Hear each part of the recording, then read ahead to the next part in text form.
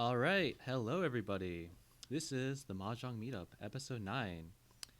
Unfortunately, Frenetic, the original host of the Mahjong Meetup, couldn't be with us here today.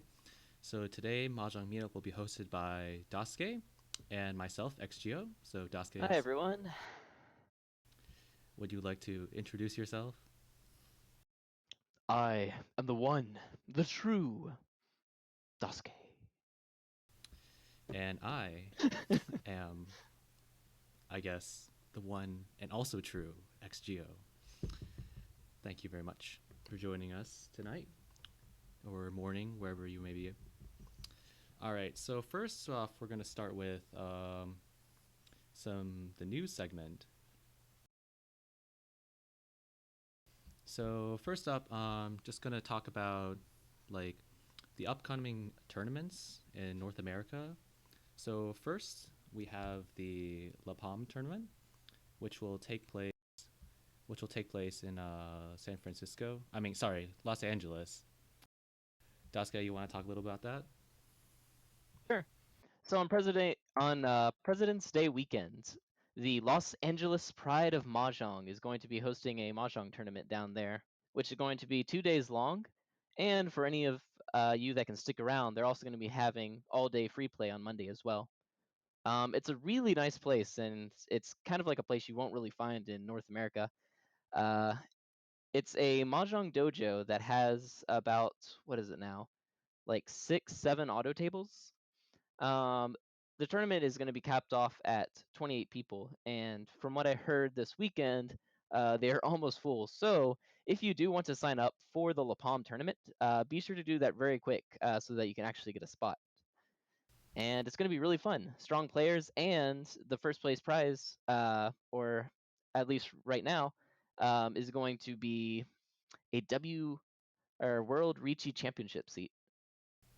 Yeah, and we'll be talking about WRC in just a bit, but some reasons why you should sign up for this tournament. As Daske said, there are gonna be some really good players there.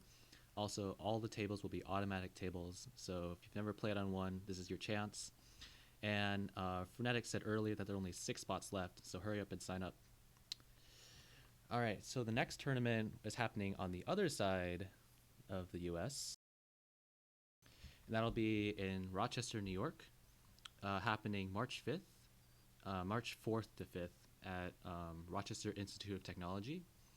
The deadline to register for this one is, I believe, February 18th. So that's also coming up soon. So make sure you get the sign in for that. I don't believe they're giving away a WRC seat. Is that right, Daske? Have you heard anything? Um, at the Rochester. Yeah. I believe I don't know if it's been confirmed yet, but the chances that they're going to get a WRC seat is pretty. Yes, they do. Okay, so if you look at their site, they say the highest ranking player receives an invitation to the 2017 World Ricci Championship. All right. So then, if you want to qualify for WRC, you should definitely head to one of these live tournaments then. I believe this tournament was also hosted last year, and I believe you were there too, Daske, right? Last year? Yep, it was a really nice tournament. So, what's the place like? So it's held at the Rochester Institute of Technology, and they have this pretty big building that they rent out for the actual event itself, and they set up tables. Last year, they got tiles, I guess, donated to them by the Yellow Mountain Imports. And yeah, it's a really fun group to play with. Lots of mahjong, intense competition, and also food. And I also hear there's an anime store nearby. There is an anime store. Luke, who helps out a lot with the Rochester group, owns a anime store called Anime Hammer Girl, which sells a bunch of stuff from what I've heard. All right, that sounds pretty good. And we're going to move on to the next one. So, this is the Dallas Fort Worth tournament, which is actually being run by Donnie Clark, I believe, over at Narma. And this will be April 8th through 9th in Texas. Um, are you going, Daske? That's a good question. So originally I was definitely planning on going, but right now, because we're having some housing issues, I don't know if I'll be able to afford my flight or not. But I'm still planning on going if I can, and that should be really fun. I've been down there to DFW before, and played with Donnie's group, and also several of them went, or one of them went to like the UK, and both Donnie and the other guy named Daniel both went up to the Montreal tournament. So they're a really fun group to play with. Donnie's a hell of a hard worker, and they have a really nice logo. Yeah, and once again, WRC seed is also a prize. So make sure you get your registration in sometime in early March. I don't believe they have a hard deadline. And I think there's also an option to sign up for, was it some murder mystery event that I heard about? Yeah. So if you go into like the sign up for their tournament, they have an option to go to this murder mystery thing that they're doing that night. Well, not them, but they're going to in the city, so that you can get the nice feel of Texas. Yep, that's Texas for you. All right, so next up we have the WRC chronologically, the World Ricci Championship in 2017. I believe the last one was held in 2015 in France. Um, Daske, did you? No, I don't. Did you go out to WRC last time? I can't remember. Yep, I was at the WRC last one. Oh, that's all right. That's cool. But this year it's going to be in North America, specifically Las Vegas, Nevada, on October 4th through 8th. More Actually, specifically, in the Palms Resort and Springs, I think it's called. okay, my bad. 2014. Thank you, Muller. But it's really it's a really big event, as you can see. Like last like several days, you're gonna play a lot of mahjong. Players from all over the world will be coming, but every country's organization is going to be distributing seats. So for I guess North America, it's technically being handled by the USPML, the United States Professional Mahjong League, and the president of that is David Bresnik, and he is actually one of the head people running the WRC this year. And I believe last night someone posted in the Discord chat that JPML is hosting some like a WRC league, right? Have you heard about that, Daske? Yes, but the WRC League is kind of separate from the WRC itself. So there's a lot going on there. I'll know more specifics about it when I go to Japan in a couple of weeks. Though from what the actual JPML site has said about the WRC, it doesn't seem that it's tying into actual qualification for the WRC itself. But who knows? Yeah, I heard that they have like some people who are guaranteed to go, and then I don't know how else they're allocating their seats. The Mm. Japanese, at least. Well, like the GPML system is kind of interesting. For instance, in the case of like their Dawn rankings, so for JPML pros, you have like everywhere from like first Dawn all the way up to like 9 Dawn. Um, they accumulate a certain amount of points based on how they did during the year via league or Gemma said so. All right, cool. Via league or like the various championships that they have, and then they get like certain amounts of points for it. So like their higher up people will most definitely be going. Most likely, similarly, like the person who won it last year, Yamai, will also be going. Moriyama. I don't know if Kojima's going this year. But Oh, yes, if you read the chat, Muller did say that they are using the league for the qualification, yes, our inside or source is what I Gemma, think she said. our inside source Gemma has told us this information, I believe. She'll get to, or currently Gemma's in Japan right now, so she can probably figure out some more specifics on that later on. I mean, she's also on the committee for WRC, right? Yes, but the committee for the WRC doesn't actually, well, they don't necessarily decide how a country will choose their seats. They have to approve them, but they don't necessarily say, oh, you have to do it this way. Especially for Japan, who has JPML, which is a very big backer of the WRC. So JPML is going to be working with not only their own pros, but also the other pro groups to figure out the WRC allocations for Japan. Yeah, there aren't a lot of details out right now, but I was hoping that maybe like other pro leagues might get involved besides JPML, because I think that would be pretty interesting. Well, last year they did have several people from like Kyokai? Kyokai Yeah. and Saikyosen go as well, and I think they're expecting possibly more this year. So we'll wait and see. Can we get Asapin? Can we get Asapin? I don't know. Fight for him. I think that'd be pretty cool to get a Tenhoi at the WRC. But anyways, Who knows? who knows? We'll see what happens. That's still several months from now. There's still much to be decided about that. So get hyped, everybody. Get hyped. If you're out of the country, get your visas and come play Mahjong In America. in America. All right, now we'll do a recap of some recent events. So actually, last weekend, the Narma Winter Online Open was run, and this was an online tournament with about 40 or 50 players, and this was mainly run by Edwin over at on the Narma board, and he was trying to test. Edwin. Yes, he was trying to test a Swiss draw system, and personally, like I played in the tournament. I think I did okay.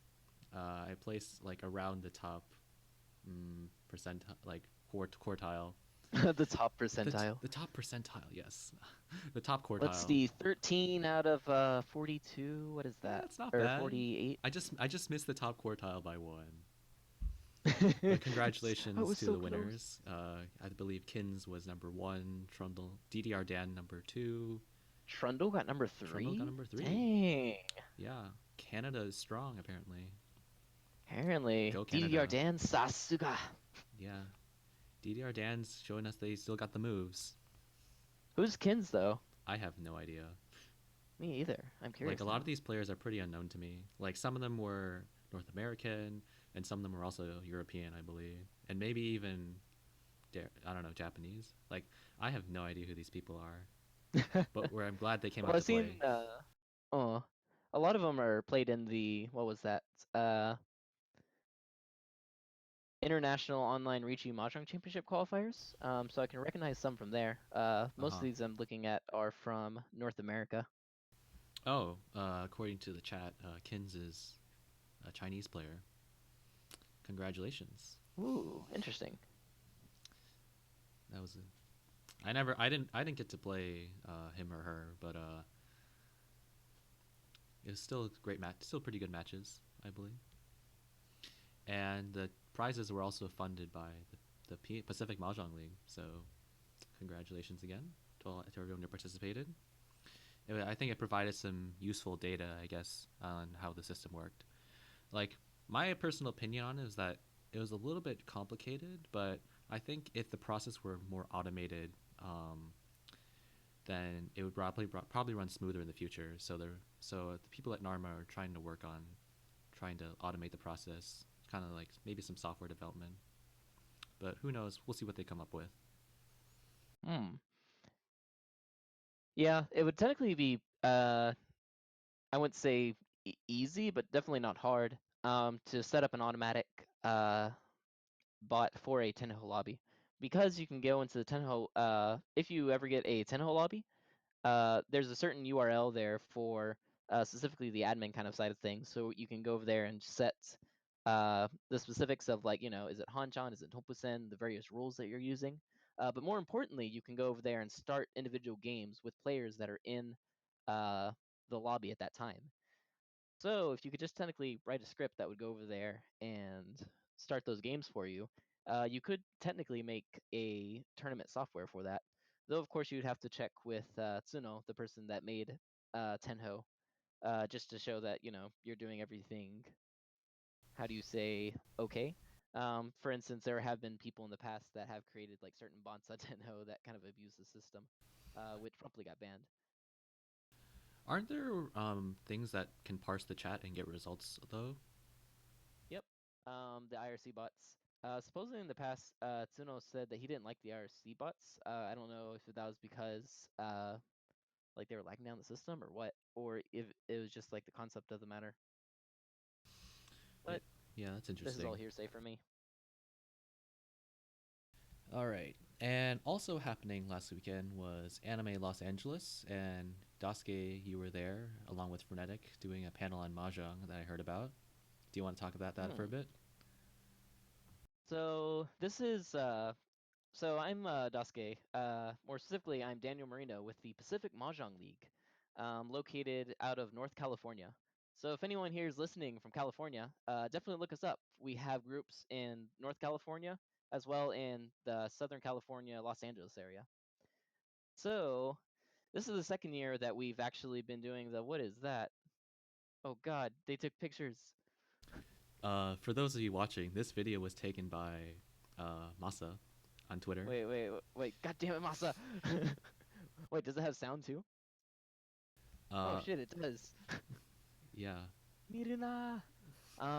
So yeah, this is the second year that we've been doing Mahjong down ALA. Aside from the panel, we also have a Mahjong room that we set up. Basically just like the small side in a gaming room with about 3 tables, where we go over there and play Mahjong with people that come, and we also teach Mahjong to people. This year we went ahead and also did a panel, which was an hour and 30-minute long.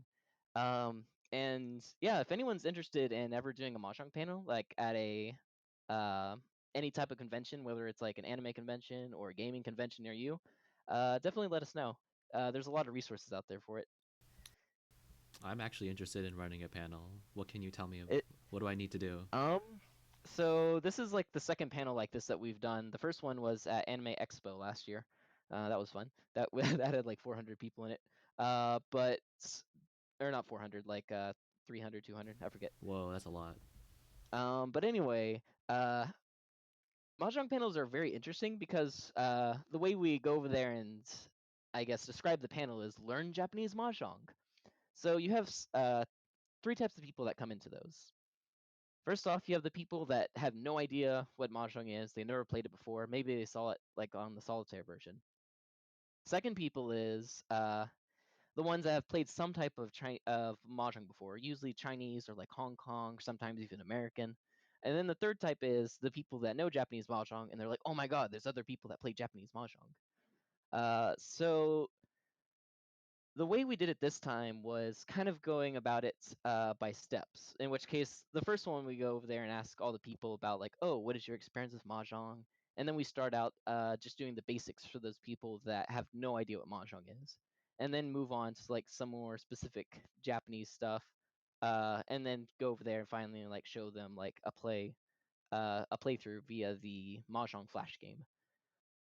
But like, But how do yeah, you handle the different skill levels? I guess of the people coming in. um, generally speaking, you can't. And if you're trying to go over there and teach everyone how to play 100% perfect mahjong in an hour and 30 minutes, that's impossible. But you don't care about that. The most important thing that you want to do for these panels is not only, I guess, like, get across some information, which is kind of important. And that's kind of like why they came to the panel to learn something. But more importantly, you want to, I guess, get them interested in it, get them feeling like, wow, this seems like fun, or wow, like, I want to go and do this. And so we did like some little interactive games with them. For instance, when after we were showing them the tiles initially, we had a little webcam where we were like doing like what would you cut stuff, but it wasn't like from full hands and whatnot. It was from like the Tibet style teaching where you're just using a single suit and like 4 mahjong tile hands, building one set and one pair. And then we had like some people come up and what is that called? Like say, all right, now then we're gonna have like a small match between them, and then ask people to answer questions, give them out point cards, basically just interaction with the people as much as we can. Okay, that sounds pretty good. Because I was thinking like, for someone who's never played mahjong at all, like how far could you get teach, like how much do you introduce them to the game? Like I know you probably would tell them like this is tenpai, this is how you call and stuff. But what about like No, no, no, no, Yaku? no. No? So like even like calling and tempai, like tempai, yes, but not necessarily called tempai. Just like, all right, you're one away from winning. But like for the specifics of the game, that's not that important. The people, one thing that I've learned from Mahjong, especially going over there to like PAX East and whatnot, is the people that come back, or more importantly, the people that are going to continue playing Mahjong are not the people that learn the most. It's the people that have the most fun. It's the people that go over there and like, holy shit, I love this, and then they come back because they want to learn more. If you just go over there and like cram people, or even like cram them in a good way, in the sense like, oh yeah, they now know like all this stuff up. They know how to play, do yakus. They know what footy ten is. All this amazing stuff. But if they don't like it, they're not gonna keep playing mahjong, and that's kind of like the really big thing. So for anyone out there who's wanting to teach mahjong to your friends, definitely, definitely, definitely like focus on the fun part of it. Even if that just means you don't go into yaku and you're just doing like the chi chi pon run kind of games without any yaku. That's fine as long as it's fun for people. So like what is fun for people usually? I struggle with that myself sometimes. It depends on the level. So personally, from my background, I came into mahjong kind of like accidentally when I stumbled upon a mahjong club in the University of Texas, and the type of mahjong that they're playing there was just like the basic Chinese mahjong, where you go over there, just call cheese pawns, whatever, and there wasn't any scoring system that was actually used. But that's still really fun, and it's also a really nice sociable game. You can still have like the hands where you're like, wow, this went really fast, or like the hands like, oh, this went really slow, or you have like that really cool weights, or you end up where it goes to exhaustive draw, and like you and that other guy have like the same weights, and it's like, oh, you got me, man. But like all that's really fun, and it's only until after a while that you're playing that, then you're like, okay, I want to get better at this now. That you start to search out for stuff like Ricci Mahjong or Hong Kong Mahjong that has more depth in the rules, so it gives more depth to the game itself. But even before reaching that point, if you're just trying to grab a newbie and throw them directly into that, that can be very, I guess, disheartening, because learning the Yaku, learning like Footy 10, learning like all these small stuff that kind of like stops them in their way. From the get go, if it's a game that they don't even necessarily like really like yet, they're not going to want to do that. And even the ones that begrudgingly do, will probably not have that good of memories for it. So even if they do learn it, they'll probably not stick around for long. Yeah, because I think like the problem is mahjong is more fun to do than to watch. So I don't know, I'm not sure like how interesting a panel would be rather than just like playing mahjong. But Yeah. And yeah, that's another really big thing. Anyone that's like, taught mahjong before, like I guess like the best thing about it is going over there and like being able to touch the tiles, going over there and like build all these hands, etc., etc. But when you have a giant panel with lots of people, yes, you can display information, which is kind of important, but not really, because even if they listen, if they don't actually say like, "Wow, that's fun," they're not going to come back. So definitely on the panel, I guess, if you even have to like move away from the information to more so go towards the stuff that's fun for the audience, and like gets people interested in mahjong, that's definitely better, I think. well, are you guys planning on doing any more upcoming in the future? Um, Like personally, I'm trying to. I applied for a panel at Anime Boston, so hopefully that works out. oh, nice.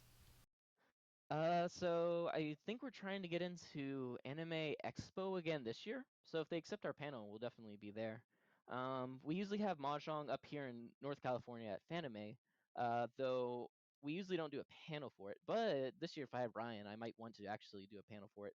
Though we run 24/7 Mahjong over there. We're also doing a Mahjong at AOD. I don't know what that actually stands for. It's like a small anime convention over here. Where is it located? Um, Anime. Santa Oh, Clara. oh, never mind then. In Yeah, yeah, Santa Clara. It's called AOD, but I don't know if AOD stands for anything. All I see is just AOD. But yeah, we're doing a mushroom room over there as well. if I can get the people for it. Yeah, that sounds pretty cool. So yeah, mahjong everywhere.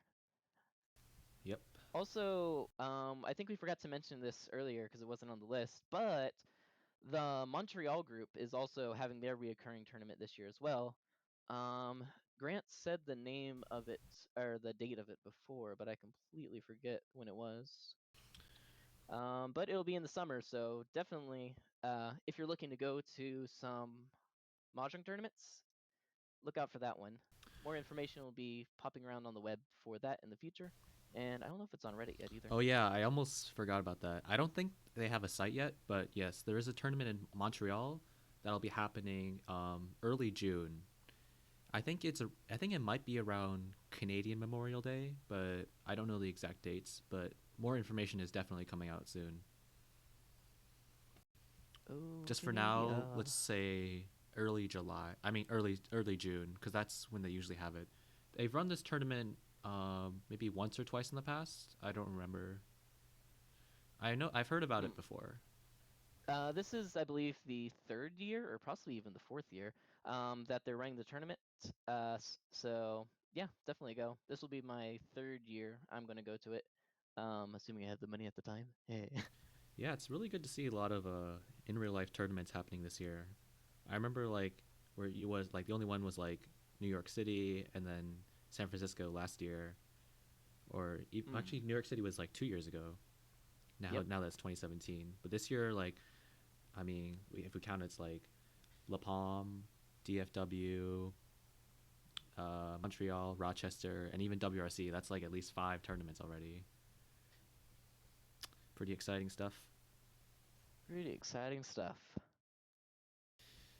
And to finish off the news segment, we have a special announcement that Muller wanted me to make. So Muller, our friend in Australia, is making has recently made a new website for mahjong, and it's mahjong.guide. And right now he's written a couple articles on some strategy that he's read about in some books that he just got. So if you head over to mahjong.guide and check it out. It's also being worked on by several other people from the, I guess, ex Osamuko chat. Uh, so a lot of people are uploading kind of like guide, trying to like, well, basically they're trying to make like another online resource that's maybe kind of like take over what Osamuko was in the past. So check it out. More content coming out soon, and big props to Muller, who set this all up. Mahjong.guide, also known as the Mahjong Guide. Yeah, he's also pushing for the name Con Compendium. Con We'll, Compendium. we'll see if that sticks. Get out of here. He likes Okay, alliteration. let's go with the Mahjong Guide. All right, so that wraps up the news segment. And so now we're going to move on to the what would you discards? Yay, Mahjong Theory. Yoza. So the following examples are going to are coming from Mahjong book that Daisuke read recently. Which book is it, Daisuke?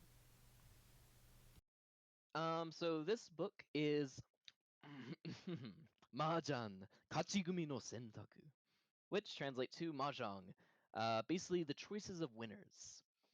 So, Ooh, I want this to be a book, winner. you want to be a winner? Yeah, Well, how do I be a winner, simply read Daisuke? this book. Step 1, buy Fukushi books. Step 2, learn to read Japanese. Profit. Profit. So this book came out in, I believe, 2012. This is a book by Fukuchi Makoto. Makoto? Probably saying his first name wrong. But anyway, he writes a lot of Mahjong guides. And if you've never heard of Fukuchi before, you have now. He has so many Mahjong books, it's not even funny. And a lot of them are very, very good material. And yeah, he also like co-writes books with multiple people as well. And let So me try to find the link to this actual book. Oh, here it so is. what sort of achievements does this guy have? Why should I listen to him? Why should you listen to him? Well, Fukuchi's been around for a long time. He is a janguro, which basically means he is a guy that goes over there and makes a living off of playing mahjong, or at least nowadays, he makes a living off all these nice shiny mahjong books. Uh, but in the past, he used to go over there and play some very very high rate mahjong and live off that. I know like Exkime was telling me a story about whenever he went to the Japan the first time, he went over there and met and played with Fukuchi. And he was over there on a table. And then after the round, Fukuchi's like, well, you were waiting on like the, like I forgot what it was, like 5-8 pin, right? Or 5-8 mon, right? And he's like, yeah, how'd you know? He's like, well, you see, whenever you were going over there and like playing on the table, uh, you would like always like react slightly to the Manzu tiles, and you like just instantly cut like all your other stuff. And then just looking at that, I can figure out that you're not waiting on. Looking at your discards, I can see that you weren't waiting on these others of the Manzu, so that was the only thing that was left. So this guy is pretty interesting. He's also a ninth. He has a ninth dan account on Tenho, and supposedly in real life Mahjong, he's even far better than he is online. Wow, that is really impressive. Well, let's go see. Let's go into some examples and see what we can learn from this guy, Fukuchi. So, example number Fukuchi. one. This example will kind of introduce like the concept we're going to talk about today, which is pair versus set theory. So in this example, it is the situation is East one. You're a non-dealer. The door is a 9-so, and for this particular hand, the Tenho rendering image doesn't allow you to make open hands. So the tune is open pawn and the door is open pawn, and you've just drawn the one mon. So what do you do here? So feel free to put your answers in chat, and then we'll talk about it in a minute.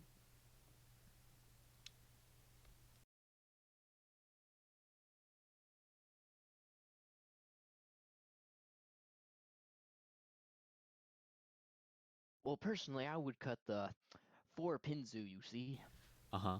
And then what? and then go for Honitsu. Oh, I see. I see. Here's Uh, a hint. That's not a good path. yeah, I agree with that.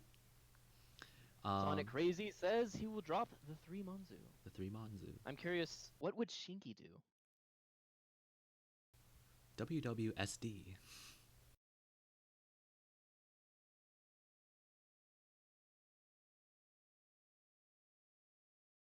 And in true Shinky fashion, he would drop the 3 Pinzu because I feel the 3 Manzu coming. Well, I mean, mainly, alright. The main choices are between the 2 Mon and the 3 Mon. So let's talk about the merits and demerits of each one. So let's suppose I decide to drop the 3 Mon. Then I'm looking for a pair with the 3-4 pin or the 6-7 so. And then I can also, but if I get the 2-5 pin or the 5-8 so, then I'm going to be stuck on a Tonki weight, which was probably not very ideal.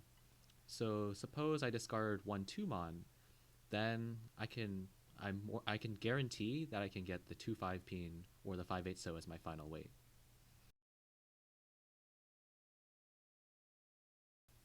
And that's why I think 2 mon is better. Throwing 1-2 mon here is better. Anything else to say, Dasuke? Well, first off, this is a interesting question. Not only because, all cool shapes, but one of the important things, which unfortunately was lost by this picture, but we mentioned earlier, is that this is an open hand. In other words, the Chun and the 9 Sozu are already called for pawn. So, because that's the case, you can open up with the rest of this hand. Now, let's look at two situations. The first situation where we throw a 3 Manzu. By throwing the 3 Manzu, we're locking in the 1, 2, and the 3 run right there. And then we're left with a 3-4 of Pinzu and a 6-7 of Sozu. So this choice right here is the highest available tile choice to make. Though, in the case that we get the chance to chi to get into Tempai, for instance, with a 2-5 Pinzu or a 5-8 of the Sozu, Cheating for Tempai at that point would lead us with a single Tonki weight, which, quite frankly, 3 tiles isn't that good. Furthermore, the Tonki would either be on the 3-4 or the 6-7, which are also not that ideal. Next, we have the option where we throw the 1 and the 2. In the case that we do that, what we're basically doing is confirming that the 3 Manzu is going to be our pair. The downsides to this, for instance, would be, oh, what if you drew like another 3, a 4 of Pinzu, or a 6 or 7 of Sozu? Yeah, that would be a bit of a downturn. But the advantage of this is that if you have the chance to call a 2-5 for the Pinzu shape or the 5-8 for the Sozu shape, you can instantly take Tempai and then be left over with a double-sided weight. So by keeping in the pair here, not only are you keeping your chances of opening the hand nice, but you're confirming that you're going to have a really good one Shanten and also a potentially really good Tempai as well. Yeah, we'll get into more we'll get into more about the distinction between like open and closed hands in some later examples, but I think we can move on to the next one. It's pretty similar. So this is example 2. Wait, why are we moving to the next one though? What's the answer? There is no right answer, Dasuke. There's no right answer in Mahjong? No. No. But what did Fukuchi say? Okay, what did Fukuchi say then? He said throw the 1 and the 2 Manzu. In something that he likes to call dun dun dun Toitsu versus what's it called? Mensu? Or Mensu versus Toitsu, aka pair versus a group. Well, Fukuchi Sensei has told us to discard 1-2 mon here in order to guarantee the Tempai Ryamen weight. Though of course, if anyone tells you to throw X in Mahjong, don't believe them. Yeah. What would you discard? Is it more about like the thinking process? Is that right? So what would you discards by themselves are generally useless. Mainly because there's a hell of a lot of hands in Mahjong, there's a hell of a lot of situations in Mahjong, and quite frankly, you'll probably never ever see the same situation again. Like exactly. Where you're gonna have a hand is like, oh, I need to exactly throw this because my What Would You Do book said on the second round of East on the 7th discard as dealer, I need to throw this. No, that's not gonna happen. The most important thing is when you're looking at these what would you do questions, read the answers for them and figure out why. What is the underlying, I guess, theory behind throwing certain stuff in certain situations and with certain shapes? Yeah. So people are bringing up in chat about comparing this to a closed hand. So why don't we look at a closed hand next? All right. What would you discard from this one, people? This is a very similar situation, except you're a closed hand. Ishan 10 for Pinfu? Or actually, once again, the choice comes between the 1-2 mon and the 3 mon. So do you confirm the pair here or not? What do you guys think? So while they're thinking about that, let's read some of these comments that we have. So, dun dun dun. Shini Laser says, well, you can change it one turn later though. Uh, Sonic Crazy likes the 4 Manzu for the 1-2-3-4 Man Shabo. Shini Laser goes on to say, if 9 so is the Dora, you already have a Mangon. I feel there is no reason to restrict the number of options to get into Tempai from the 2-8 tiles to 1-6, or the 28 tiles to 16. Now, that's a very good point. So the thing Sheen Laser right there is pointing out is that if you go over there and choose the giant wide weights, you're basically going to be having 28 tiles to get into Tempai, as opposed to the 16 tiles that you would be able to get into Tempai with by choosing the 1 and the 2 of Manzu. What do you think about that, XGO? Well, I kind of agree with, I guess, Muller Jong. He says a wider Tempai is more important than a wider Ishanten. So right now, you are already at Ishanten, right? Mm. So I don't think like the difference between the tile efficiency difference between discarding the 1/2 mon and let's say the three and the 3 mon is I say I don't think you're losing that many tiles because the extra tiles you're getting by discarding the 3 mon are come from pairing up the 3/4 peen or 6/7. So Hmm. because you can still accept the 2/5 peen and the 5/8. So Well, let's currently look at our other example that we have on the board.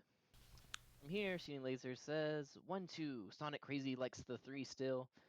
Astro Pop likes the 2 mon. Shinky likes the 1-2, and Benawee likes the 1 mon. wow, we're all over the place here. Well, 1, 2, and 1 are basically the same. But, so what is the difference between this hand and the last hand? Two things. For one, you can basically view this hand as kind of worthless for the most part. If we don't see any Dora, we're going to assume that we have none, aside from the potential of some red 5s, of course. The second thing is this is a closed hand, while the previous one was an open hand. And furthermore, this hand doesn't actually have that good of potential to actually open up. Yeah, I agree with that. You'd probably be looking at a Peen Fu hand here. Hmm, correct. So in this case, the 1 and the 2 mon are pretty nice. Not only because like, oh okay, you're getting that double-sided weight, but furthermore, you're basically locking in your potential to get Pinfu. But you could still get Peen Fu by discarding 3 mon, right? If you Correct. happen to pair one up. Pair up 3 Yep. 4 Peen 6/7 so. The only backfire is that if you happen to draw the let's say 4 or 3-4 or 6-7, then you're going to be dropping or I'm sorry, if you make a run out of either of those, then you're going to be dropping down to a Tonki weight. But of course you could change it later, though you're still going to be losing that extra time from that. Though I guess the upside is you're gaining the time to get into that Tenpai shape.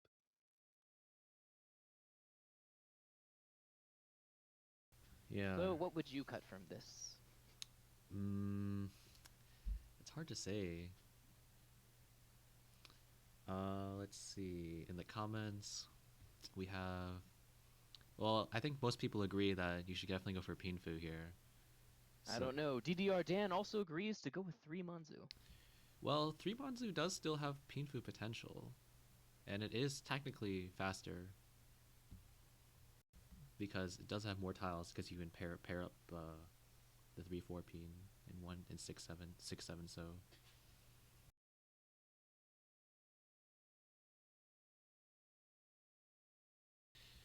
as for myself, I don't know. It's really hard for me to decide here. I can definitely see the arguments for both sides, but I think the score argument is pretty convincing here for me. That this is a Pinfu only, so I would probably want to try to guarantee that with 1/2 mon.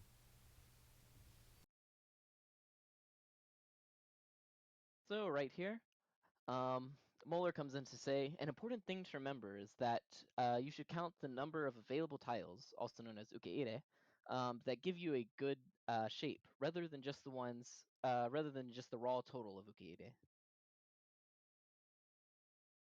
So in other words, in the case that you cut the 3, while you can get Tenpai from either 2, 3, 4, 5 of Pinzu, or 5, 6, 7, 8 of Sozu, of those, only grabbing 3, 4 of Pinzu and 6, 7 of Sozu would actually give you a good final shape, which in this case would be a double-sided weight.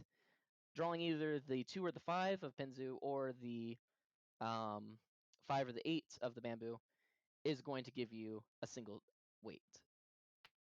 So are you saying that tiles that give you I guess that lead to a bad shape are like count less in your ukeire calculations?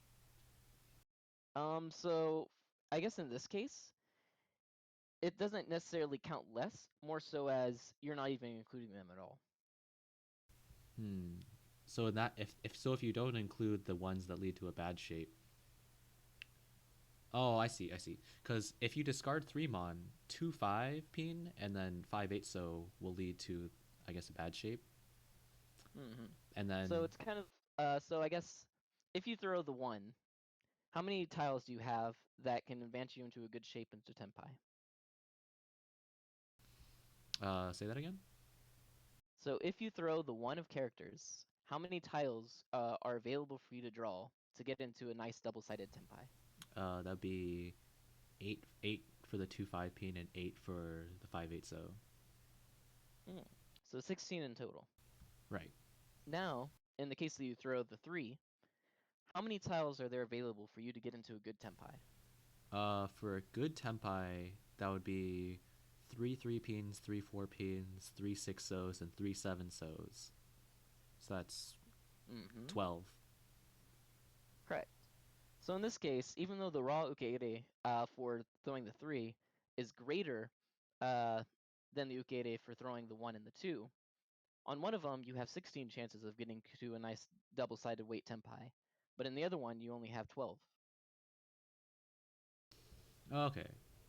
So the discarding the 1 2 mon has more tiles that lead to a good Tempai rather instead of versus the 3 mon discard. And what's it called? How do you say your name? Nadias? Nadias? How would you say that name? I'm not sure. Do you know the Japanese? No clue. Place to eat and drink. Nadias. But anyway, um, he mentioned that I guess this relates to which rule set you're playing. So for the rule sets in this particularly are basically the Tenho rule sets, minus the or minus like the giant minus for fourth places. So I guess the next closest thing would be yeah, Janso or Tenho sets basically. So red fives are available and Ricci is OP. Even in the case of JPML B rules, that still generally applies to most things, aside from loosening the power of the fives a bit because you're taking away those 3 Dora from there. And isn't like opening more acceptable in Tenho and Janso rule sets? Hmm? It's not necessarily opening, but more so like for one, if you're, I guess the biggest difference between like JPML A rules, which for those who don't know is no Ipatsu, no Uradora, no Condora, aka the only Dora that you have on the field are only going to be those 4 that you see initially, and Ricci is only Reach. It doesn't give you anything else, unless you get a Sumo, of course. But in that rule set, Ricci is very underpowered compared to the normal rule set, which has Ipatsu and Uradora, which make up a frighteningly huge percentage of what most Riccis are expected to receive. AKA the biggest, I guess, main train of thought that a lot of people go into games nowadays is as long as you have 1 Dora, Ricci with a good sided weight is very good. Because if you get a Tsumo, and then you get at least 1 Uradora or Ipatsu, then then you're going to be left with a Mangan. Or at least Kiriage Mangan. So Yeah, 7/7. I've heard that like Ricci plus 1 Yaku or Dora is a pretty easy way to get Mangan because you get, as you said, Sumo and an Ura. I don't think our representation includes it, but in one of these sections of this book, for the questions that we have, there's a chart for the percentage of Han per hands, and it shows like like one Han hands have like or one Han hands are about 13%, 2 Han and 3 Han are both about 23.5%. 4 to 5 are actually 29, which is the highest out of the group. And then of course the rest of that, which is less than 9%, is spread out between Hanuman plus. So Mangan in Mahjong is a very, very, very nice point value, mainly because up until a Mangan, every single Han that you get will double the value of your hands, and at that point it starts to limit. So the most quote unquote efficient hands, as many authors have wrote, is a Mangan. Yeah, Mongon's a pretty good threshold, I guess. Do you want to move on to the next one? Sure. All right, here's the next one. So this one is pretty similar to the last one. The only difference is that instead of 3, 4, 7, 8, 9 peen, now you have 3, 4, 4, 5, 6 peen. So what would you discard? Let us know in chat.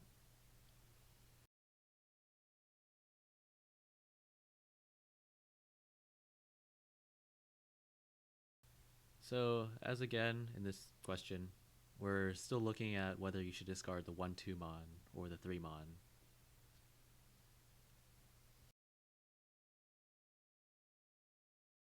Like, is this a situation where you should lock in the pair or not? Currently, we have 2 3-mons.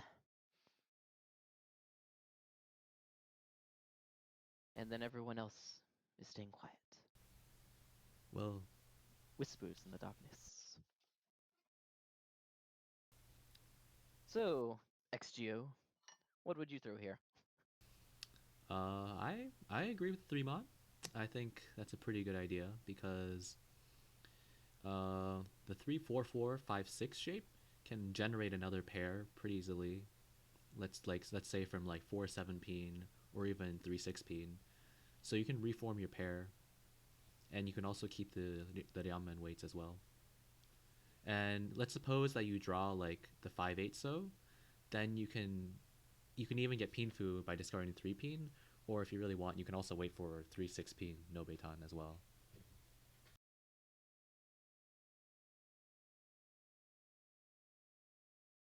Hmm. And let's see what people say. Most people are saying 3 Mon, DDX 9027. 3 Mon since you get your pair back on drawing 2 3 6 7 Peen 6 7 so. That is true.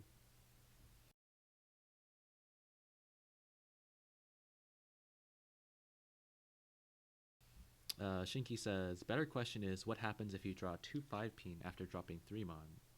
What do you think about that, Dasuke? That is a good question. And for good questions, do you know what we do? Do you know who we turn to? Fukuchi sensei. Hell no. We turn to Hitori Mahjong Simulator. Oh, darn.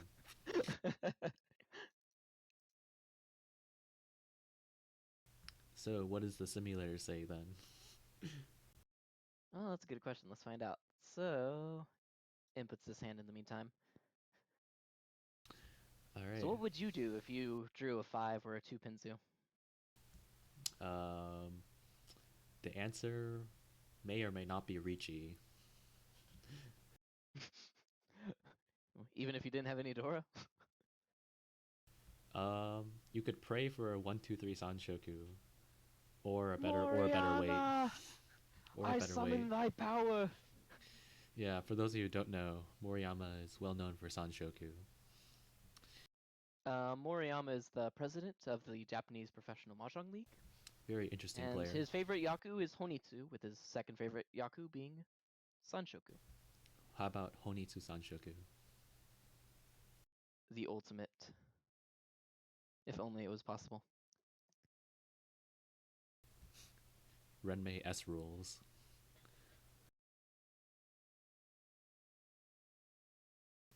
All right. Well, while Dasuke is running that simulation, uh,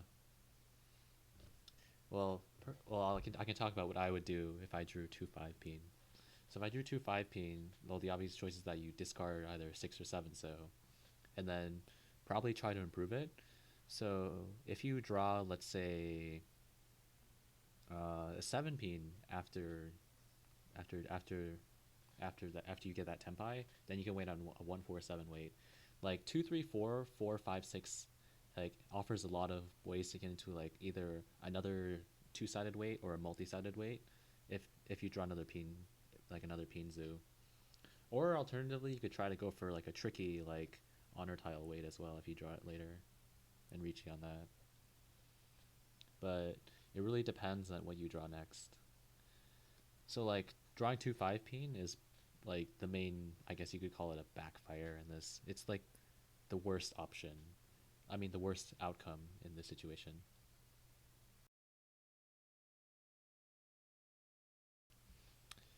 Shiny Laser asks, how far behind are you imagining yourself going for that Sanshoku? Hmm. I think I mean, it depends on the rules, I guess, but I guess you'd have to be pretty far behind, and like maybe like South Four to consider going for that. Otherwise, I would just take whatever I can get.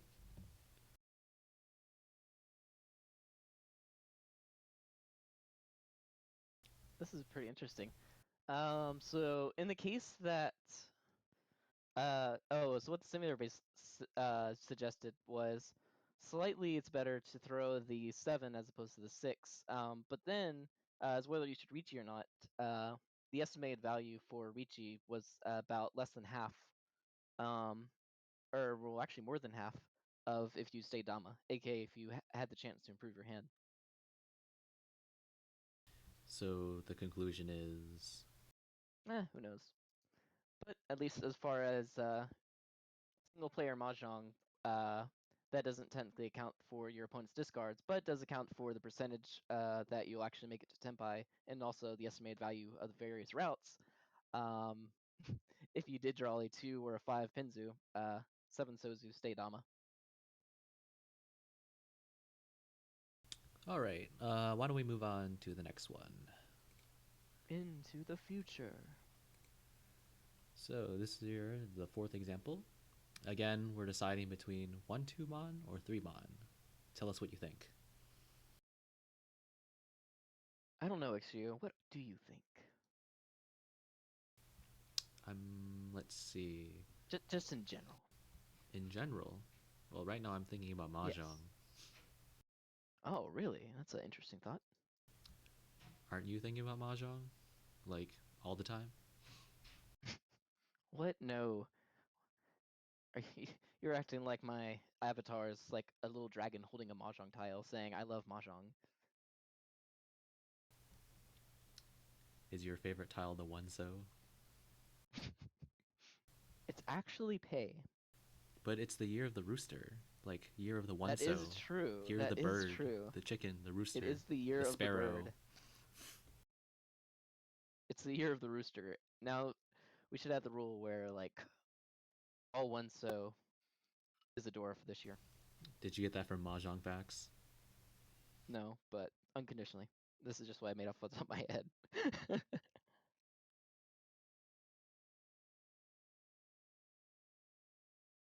All right, we got some answers. Astropop says 2 mon, Sonic Crazy 1 2 mon, Shinki 3 mon.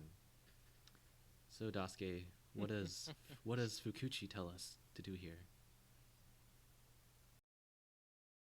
Hmm. Let's see. So we have people with 2 mon and 1 mon, and 2 people with 3 mon. Well, from Fukuchi's point of view, done. Fukuchi would throw the 3 mon here. Gasp. Why is that?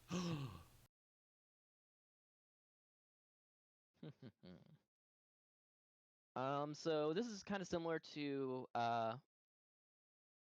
what's it called? This is actually very similar to the previous question that we had. So in the previous question, I guess one of the main reasons why a lot of people chose the 3 there is because, not only do a lot of these weights give you the potential for a double-side weight, but it also gives you the chance to get pinfu. Because if you have 3, 4, 4, 5, 6, even if you draw the 5/8 Sozu, you can throw the 3 and still have a double-side Adianman pinfu weight. But in this case, if you throw the 3 and then you complete your 3-side weight or your other Dianmen first, even though you might be waiting with a good, I guess, 2-sided Nobetan, you're still not guaranteed to get Pinfu here. But even so, uh, with that 3-side weight that you have, specifically 5 tiles long, that's very, very good for making pairs. Furthermore, even if it backfires, for instance, let's say if you draw like a 2 or an 8 of the Pinzu, it's very easy to improve that weight later on. just due to the sheer length of that. As for how many tiles that you could improve on, Will it be like a lot. 258 being Hmm. 147 as well? Hmm. Yep. So that shape right there in particular, the 5 long shape, is really good for making pairs and also really good for, I guess, locking this in. So we're going to probably be talking about this a little bit later on, but what is the reason that you should lock in a pair? I think so. I think the main idea is that you should lock in your pair if your other shapes are good, right? Hmm. Generally speaking, yes. So you're locking in your pair, particularly to confirm that you have either a good Ishanten or, more importantly, well, not more importantly, but also importantly, a good Tempai. But in the case that you throw 1 and 2 right here, yes, um, there is still a lot of ways that you can get. Uh, I guess even though like you have some really good shapes right here, why isn't that Fukuchi says, oh, confirm that pair?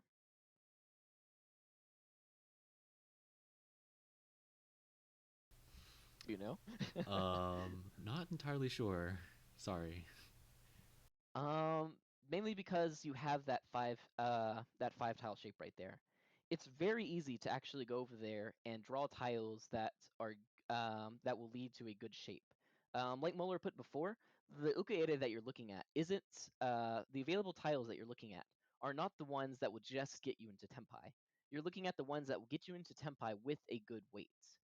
Because that's the case, while it is true that you can throw the 1 right here and have these nice 3-sided weight and this 2-sided weight over there, but by throwing the 3, um, yes, you could technically have a backfire, but you have so many tiles, you have more tiles in fact, that can get you into Tempai with a good weight compared to the other one, even though there are some tiles that could get you into Tempai with a bad weight. Yeah. I see in chat some people are talking about different Yaku here, but this problem is more about like just efficiency, right? Well, generally speaking, tile or what we do questions are about um, estimated value. But in this case right here, yeah, Yaku isn't that big of importance right here. AKA, though you do technically have the chance to get a Sanshoku, I don't think that's the main focus of this, the theory behind that discard. So I guess the main point is that you should keep the 3-mon pair here because the 3-4. No, you should discard the 3-mon here because the Pinzu shape is really flexible and can give you either like sequences or a pair. So I guess right here, you can just count it up pretty simply. If you throw the 3, how many tiles can you draw that will give you um, a, a double-sided weight or a Nobetan weight? Let's see. Or So at least a double-sided or Nobetan. it'd be 5-8 so 6 so 7 so. So that's 6 plus 8, 14 tiles, and 3 3 pins, 3 6 pins, 3 4 pins, 3 7 pins. That's another 12. So it'll be 26. Now, if you throw the 1, how many tiles will get you in a good Tempai? 2 5 8 pin. So there's 11 of those, and 5 8 so that's another 8. So 11 plus 8 is 19. Yep. So it's 19 versus 26 is the main point right there. All right, I see.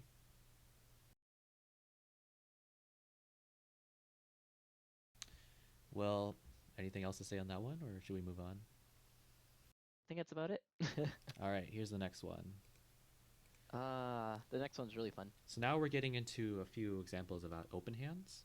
So here the tune is pwned. So this is like almost identical to the last situation, except the only difference is that you're open. So we want to think about what's the difference between an open and a closed hand. Hmm.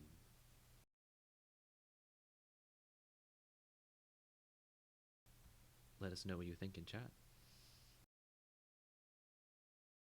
Here's a hint. What can you do with a closed hand that you can't do in an open hand?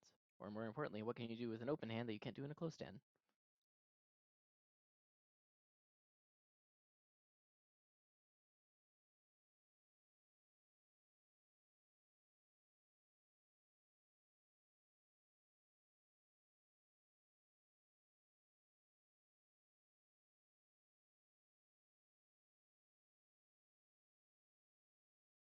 So the difference between an open and a closed hand. Well, first of all, everyone knows that a closed hand can reachy, and an open hand cannot reachy, but it can call. So since we're already open, it's okay for us to call here.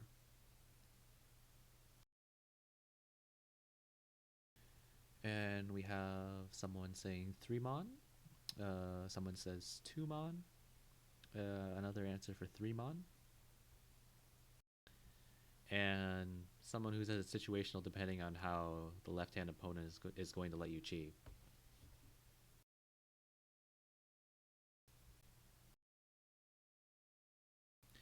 So let's consider the difference between the 1-2 mon and the 3 mon. So let's say that you discard the 3 mon here. If you call, you can definitely call 2-5-8 pin 5-8, so like you can definitely call that for Tenpai. If you call the 5-8 so, then you can get a Nobetan weight on 3-6 or 4-7 pin.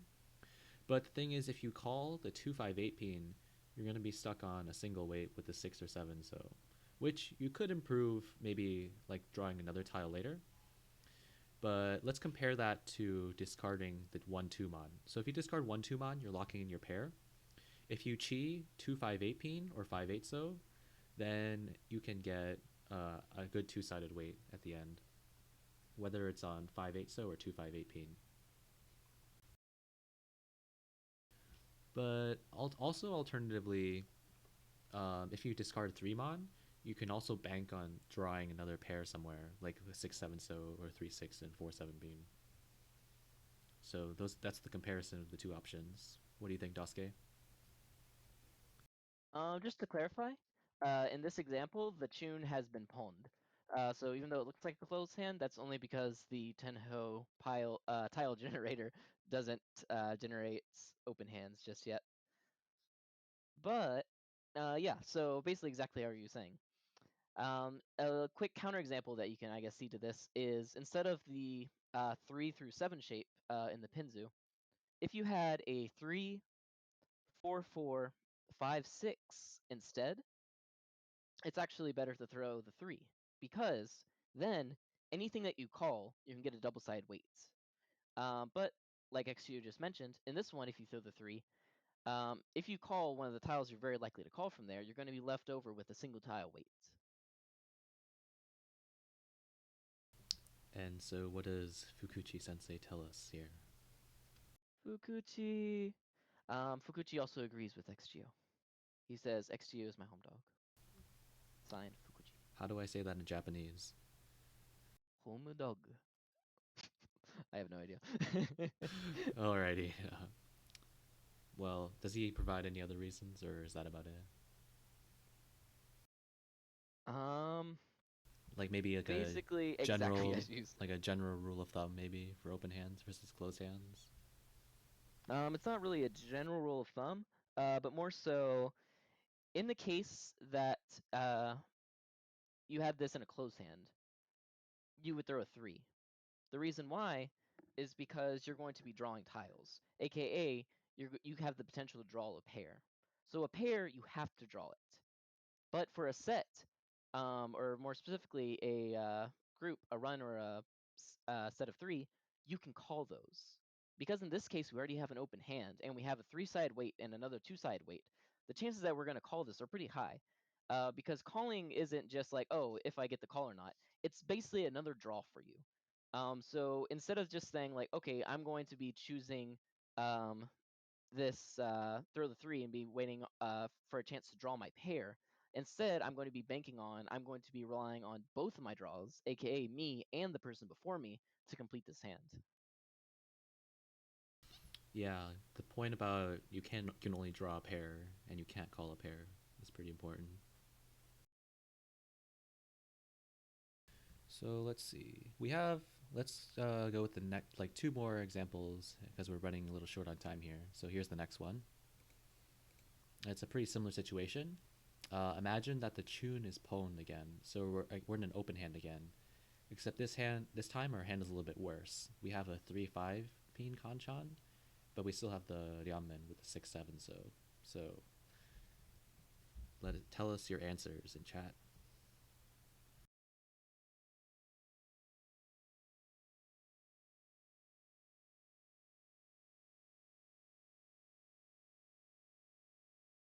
So basically, this is a lot of these questions are follow-up questions to kind of more easily show the questions before.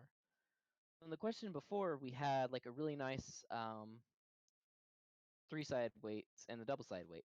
In this one, we have a pretty bad kanchan right here, waiting on the four of the circles.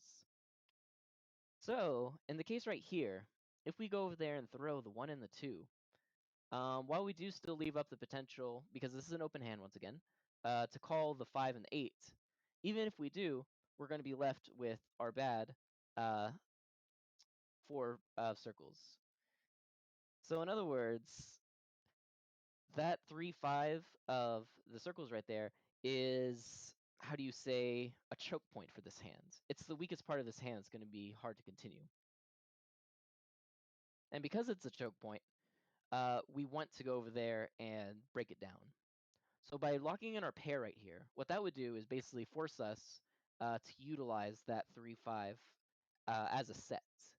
But by throwing the 3 instead, not only can we take that as a set, though in that case it would still be pretty bad, but more importantly, we have the chance to go over there and get the 3 or the 5 to make the pair. Now, because this is an open hand, you're still very likely to call the 5 or the 8. At which point, if you threw the 3, you would then probably be left with either a 3-pin tonki or a 5-pin tonki. But that's not actually that bad in comparison to your 4-pin kanchan. They're very comparable actually. The important thing here is that you're giving yourself the best chance that you can to get rid of that weak point before you get into Tenpai. AKA, you're giving yourself the best chance that you can to actually end up with that double-sided weight. So what happens if you draw a 2-pin or 6-pin to improve the kanchan? Then you improve the kanchan. But oh wait, or to a Yamen? Yeah, I mean But like, then you improve it. but then you've already lost your pair. True.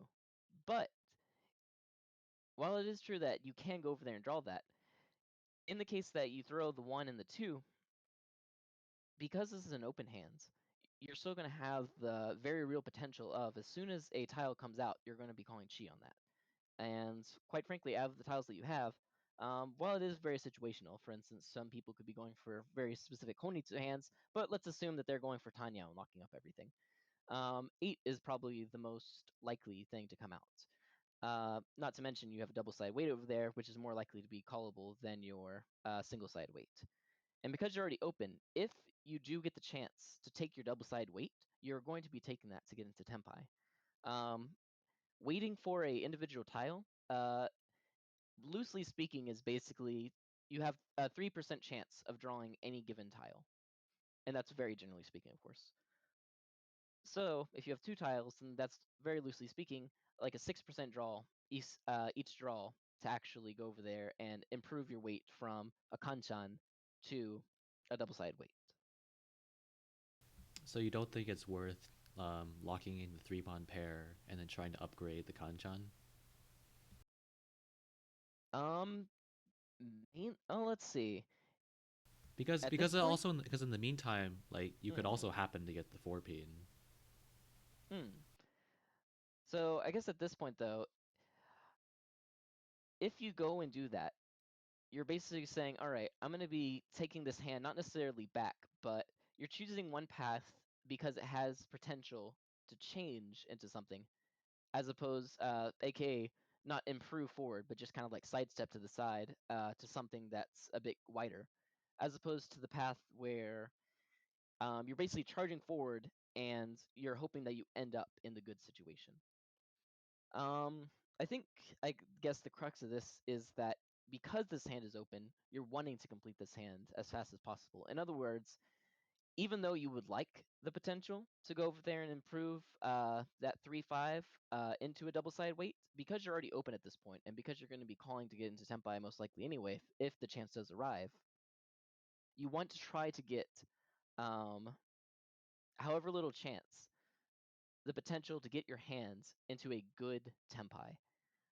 And I think the main thing of that is get into a good Tempai without the loss of time,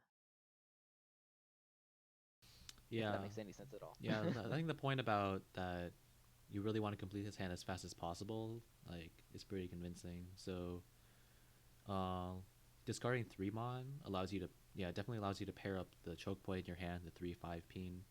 But if you do happen to improve it as well, you still have the option to pair it up, and you can also call a 4-7 peen or 1-4 peen should the situation arise. Hmm. Plus, like in the case that you get like a 6, then boom, Nobitan. Or 6 Pinzu later on. Yeah, that'd be a good draw.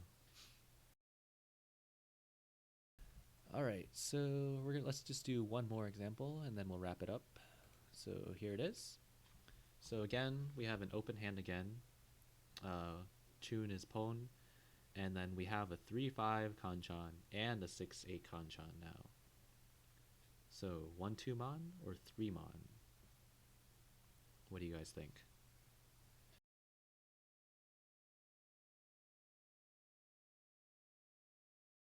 So, this question and the previous question are basically almost the same thing, except this one is just the previous question to a small little bit extremer degree to, I guess, more clearly display the reasoning behind the last question.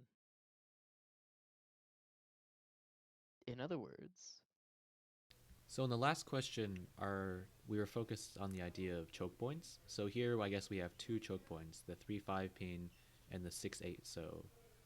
So I guess we would hopefully try to want to get rid of those, and then not lock in the pair. So I would say 3 mon.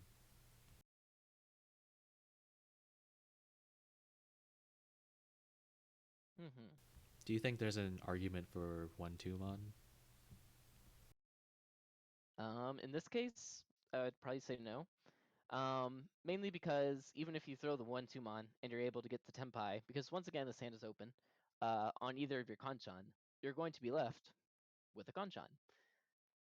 So the big thing right here is giving yourself, I guess, the biggest chance to actually advance this hand. Very specifically through these choke points that you have. If you throw the 3, quite frankly, it's the highest. It's at this point, it's even higher ukeide both ways. So you really don't have that much, I guess, going for 1-2.